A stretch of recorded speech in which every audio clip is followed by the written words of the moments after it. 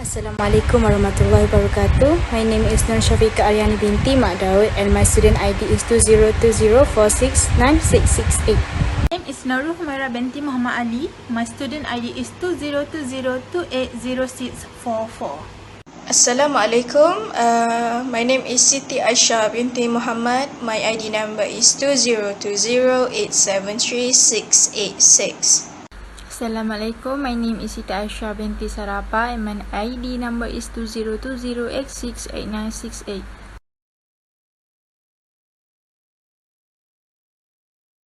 The National Culture Policy 1971 was first being introduced in the year of 1970 in Malaysia. It is to make all the multiracial society that is in Malaysia to be one and to be harmonious with one another. Behind the reason of the establishment was after the riot among the races with the tragedy of 13 May 1969. The 1971 National Culture Congress might be viewed as Malaysia's first governmental attempts to shape arts and culture. Later on, in the month of August, Malaysian intellectuals assembled at the University of Malaya to define the country's policy on national culture inspired by more pro-Malay government measures. Therefore, three principles has been met. The first one, Malaysian national culture must be based on the indigenous culture of the region. The second one was principle are elements from other cultures that are deemed proper and appropriate can be integrated as parts of the national culture. And the third one was principles are Islam as an important elements in forming the national culture. Moreover, the National Cultural Policy was established in 1971 and continued to evolve until the 1990. The major purpose is to determine the national cultural policies' applicability to Malaysian races. The policy is important because it is to ensure that it could develop Malaysia since it is a multiracial society who lives in the same countries through a whole decade, past, present and future. For this slide, I'm gonna present about objective of National Cultural Policy. The first objective are strengthen the unity of nations and countries through national culture. The National Cultural Policy plays a role in creating racial unity among Malaysians in a plural society. In general, we know that the strengthening of unity is done by introducing each culture for each community in Malaysia, such as Malays, Chinese, Indians, and so on. According to A. Aziz Daraman 2001, racial unity is very important in the context of a multiracial country like Malaysia because when there is a unity among the community, it will make the country in a peaceful state. This enables the government to plan and implement development programs smoothly to improve the living standards of the people. In short, the national culture plays a role in creating unity among Malaysians of various races through the existence of a national culture that is agreed upon by each race. Each race should give space to other races to practice their respective cultures and religions without trying to influence or interfere with each other. Next, the second objective is to nurture and preserve the personality of a nation that grows out of a single national culture. This objective is very important so that the identity created in Malaysia, which has various races, religion and ethnicities, will not be lost but will continue to remain until today. The national personality that grows out of the national culture is indeed more preserved. The nurturing and maintenance of this personality can be seen from the point of view of the concept of integration between races. We all know that social integration encompasses efforts to unite the people through community programs such as sport, education, housing and health, as well as educational integration aimed at creating a national and perfect education system intellectually, physically and spiritually. Indirectly, integration can preserve the personality of the country that has been formed. Not only that, at the level of higher learning institutions are now also given opportunities or space to students in nurturing and preserving the country's personality through culture, namely creating faculties that focus on arts and culture such as University Technology Maram, University of Malaya and so on. Last but not least, I think everyone know what is to be achieved in the national cultural policy, which is to enrich and enhance the values of human life and spirituality that are balanced with socio-economic development. The purpose of enriching and enhancing is to make culture as one of the sources of income to the entire society in the country. We all know that the country's economic resources are a culture that can improve the living standards of people in Malaysia and can provide employment to society when many people seek sources of income through large industries such as manufacturing, agriculture, plantation and small industries. Not only that, it will help in maintaining the cultural identity of this multiracial and ethnic country. Culture in Malaysia is not only made the identity of Malaysia, but it can be traded. But being traded does not mean we are selling our culture or race, but we are highlighting our culture through a particular medium. An example of a medium is the medium of tourism, where the culture in our country is an attraction to foreign tourists who want to see Malaysia, which has many races and ethnicities in one community but can live in peace. Overall, culture can help the country's economy through tourism. First strategy are strengthening the foundation of national culture through joint research, development, education, expansion, and cultural relations. The Ministry of Culture, Arts and Tourism should manage research, development, and advancement of national culture.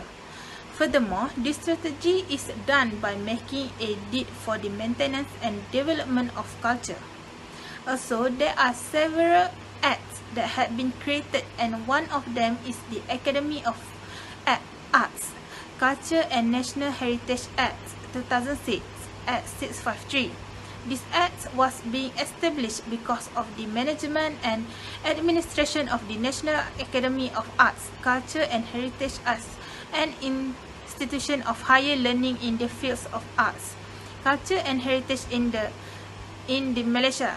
Second acts are the National Heritage Act 2005, Act 6545, where this act aims to provide protection to all aspects of heritage in a comprehensive and integrated manner that was not previously available in any federal and state legislation. The second strategy is to increase and strengthen the cultural leadership through efforts in guiding and train the fans to mobilize culture as widely as possible as an effective development machinery. The implementation of this strategy is done by several ministries involved, namely the Ministry of Information, Communication and Culture Malaysia, Ministry of Youth and Sports, Ministry of Tourism Malaysia National Heritage Department, National Culture and Arts Departments and various government agencies that implement various activities related to the culture. Furthermore, during the 8th plan period, various cultural, arts and heritage programs were implemented to increase public interest in arts and culture as well as the conservation of the country's heritage. The Ministry of Culture, Arts and Heritage was established in 2004 to consolidate policies and programs to revitalize the country's culture, arts and heritage as well as formulate new strategies to increase the people's access to the arts. Other than that, there are 63 monuments and 25 historical sites have been preserved and upgraded for the benefit of the country as well as tourist attractions. During the 9th plan period, there are an increasement in the role of culture and arts in the lives of Malaysians, as well as promoting industries related to culture and arts. The last strategy are meet socio-cultural needs. In this strategy, with the existence of socio-cultural diversity, it is very difficult to deny in a country like Malaysia. This is because Malaysia consists of a multiracial group of people, namely Malays, Chinese and Indians. Meeting the needs of socio-culture is through several aspects. Among them is the aspect of religion and races. Since there are so many different races and religions, there are many festivals that need to be celebrated in order to not make certain races or religions to not feel left out. For the next slide, I'm going to present about principles set by the government as the national cultural policy. The formulation of the national cultural policy is important for a developing country with a multiracial population such as Malaysia. This policy will later be able to be guidelines in shaping, creating and maintaining national identity in the international community. The formulation of this policy should be made by considering the facts of the development of regional history and the position of the country as a meeting point, as well as a center of civilization and trade over the past 2,000 years. Its role as a meeting point has spawned a process of interaction, identification, absorption, and acceptance of various elements appropriate to the basic culture of the region from various elements of world culture. Thus, as an ongoing process, the creation of Malaysia national culture will continue to be based on the elements and three principles and set by the government as the national cultural policy, that is namely, the first principle are based on the culture of the indigenous people of the Southeast Asian region. The principle of the national cultural policy should be based on the culture of the indigenous people of the region. The region, which includes Malaysia, Indonesia, Philippines, Singapore, Brunei, Thailand, and Cambodia, as well as the South Pacific Island, such as Polynesia, Melanesia, and Oceania to Madagascar, is a major part of the Malay civilization or culture. The region is a center of transmission, expansion, and heritage. Malay culture since time immemorial and is marked by the glory and majesty of the Malay civilization based in Malacca, which uses Malay as the language of international communication, lingua franca, historical experience, natural richness, art, and its personal values. Malay culture today is a way of life, a symbol of identity and the basis of personality measurement for more than 200 million human beings who speak a common language group. Thus, the culture of the region indigenous people, this is in the narrow or broad sense of Malay culture, has been made the core of the national culture. The second principle, appropriate cultural elements are acceptable. The existence of the other appropriate cultural elements can be accepted culturally as something dynamic, constantly changing through a process of continuous absorption and adaptation. This principle coincides with the situation of a multiracial population inheriting a variety of cultures. Thus, the elements of Chinese, Arab, Indian, Western, or other cultures that are appropriate are given consideration and acceptance in the formation of the national culture. The appropriateness of acceptance in this absorption depends on the absence of conflict with the constitution and the principles of Rukun Negara and national interest, as well as in universal moral and spiritual foundation in general and on Islam as the official religion of the country. And the last principles are Islam is an important element. Islamic principles are any important elements in the formation of national culture. Religion or belief in God is an important element in the process of national development, as well as the formation of people with good morals and noble personalities. Islam provide guidance to human being in balancing and integrating efforts to fulfill emotional and physical needs, and therefore should be an important element in the formation of the national culture, given its position as the official religion of the country. In addition to the existing historical facts and Islamic values supported by most of the people of the region, the above three basic principle symbolized the acceptance of the idea of the 1971 national cultural progress.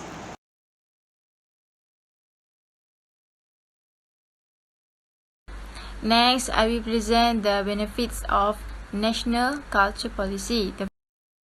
Next, I will present the benefits of national culture policy. The first one is to strengthen the national unity through the culture. This could help to improve the living and be the pillar of all of the races to become together through and hard and happy times in order to. Other than that, through these benefits, it could help by strengthening of all of the Malaysian, Chinese, Indians together and to live harmoniously in one country that is called Malaysia and be reminded that is their home.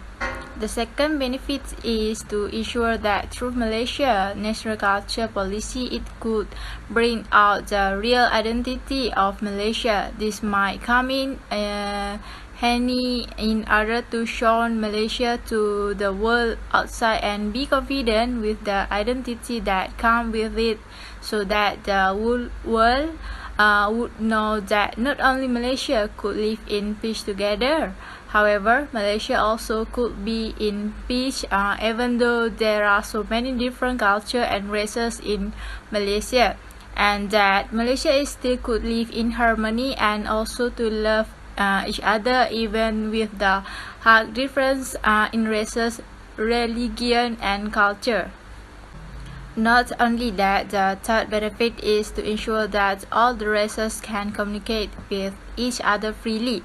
This could get rid of the labels that is barriers to each other because of the languages difference between all the multi-racial society, and to ensure that the communication can flow freely.